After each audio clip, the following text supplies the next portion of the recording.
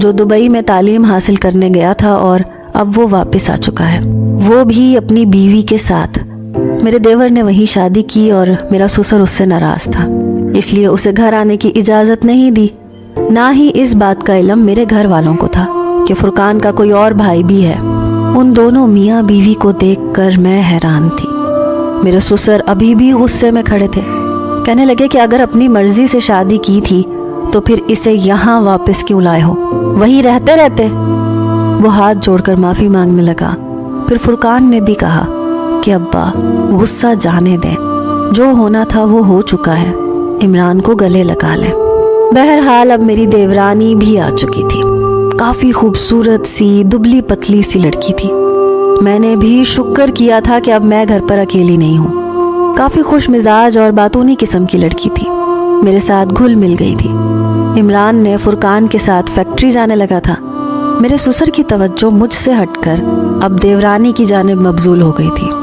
ایک رات کھانے کے دوران کہنے لگے کہ اب میرے سارے کام چھوٹی بہو کرے گی۔ وہ بھی خوشی خوشی تیار ہو گئی، کہنے لگی ٹھیک ہے ابا، آپ کو جو بھی چاہیے ہو آپ مجھ سے مانگا کریں۔ عمران بھی یہ سن کر مسکرانے لگا۔ لیکن چند دن گزرے کہ ایک بار میری دیورانی امبرین جب سسر کے کمرے سے باہر آئی تو بڑی بدحواس تھی، بار بار اپنے چہرے کا پسینہ پونچھ رہی تھی۔ میں سمجھ سکتی تھی کہ وہ کس تکلیف سے گزر رہی ہے۔ کچن میں آ کر چپ چاپ برتن دھونے لگی۔ میں نے پوچھا کیا ہوا؟ کہنے لگی مجھے ابا کی عادتیں بڑی عجیب لگتی ہیں، عجیب نظروں سے دیکھتے ہیں، عجیب ذو معنی باتیں کرتے ہیں، جنہیں سن کر میرے کانوں کی لو تک سرخ ہو جاتی ہیں۔ کہنے لگی میں تو عمران سے بات کروں گی، وہ تو کہتے تھے کہ اس کے ابا بہت اچھے ہیں، لیکن یہ تو بات بات پر اپنے قریب کرتے ہیں، کبھی ہاتھ پکڑ لیتے ہیں، کبھی گلے لگا لیتے ہیں، مجھے یہ سب اچھا نہیں لگتا۔ میں نے کہا یہ دونوں بھائی کبھی بھی اپنے باپ کی بات نہیں ٹالیں گے۔ میں بھی اس تکلیف سے گزر رہی تھی، لیکن فرقان نے میری کبھی بھی نہیں سنی۔ وہ کہنے لگی لیکن میں تو عمران سے صاف کہہ دوں گی، اگر ابا نے یہی رویہ رکھا تو میں اسے کہہ دوں گی کہ الگ گھر لے کر دے۔ وہی فساد پھر سے برپا ہوا جو کہ میرے اور فرقان کے بیچ ہو چکا تھا۔ عمران کہنے لگا کہ میں تمہارے ساتھ 3 سال بیرون ملک میں اکیلے رہ چکا ہوں، اب میرے گھر پر تم کیا آئی ہو؟ 4 دن ابا کو روٹی بنا کر کیا دینی پڑی؟ تم نے ایک نیا پروپوگنڈا شروع کر دیا۔ وہی بحث ہوئی جو فرقان کی میرے ساتھ کئی بار ہو چکی تھی۔ امبرین طلاق مانگنے لگی۔ فرقان جب کمرے میں آیا تو کافی چپ سا تھا۔ میں نے کہا فرقان آپ اب بھی یہی کہیں گے کہ میں غلط تھی؟ جو شکایات مجھے ابا سے تھی آج وہی امبرین کو بھی ہے، اس کا مطلب کہ کہیں نہ کہیں تو ابا بھی غلط ہے۔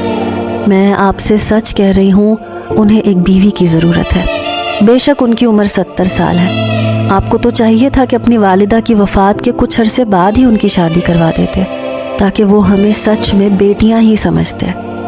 میری بات شاید اب فرقان کی عقل میں آئی تھی۔ ایک بار انہوں نے ابا سے دوسری شادی کے لیے کہا تو پہلے تو وہ ناراض ہو گئے، کہنے لگے میں اس عمر میں شادی کروں گا کیا؟ تم لوگوں کا دماغ خراب ہے کیا؟ تو فرقان نے کہا کہ ایک بیوہ عورت ہے، اگر آپ اسے سہارا دے دیں گے تو اس میں کوئی حرج کی بات نہیں ہے۔ وہ عورت بھی 50-55 سال کی ہے اور بھائیوں کے رحم و کرم پر بڑی مشکل کی زندگی گزار رہی ہے۔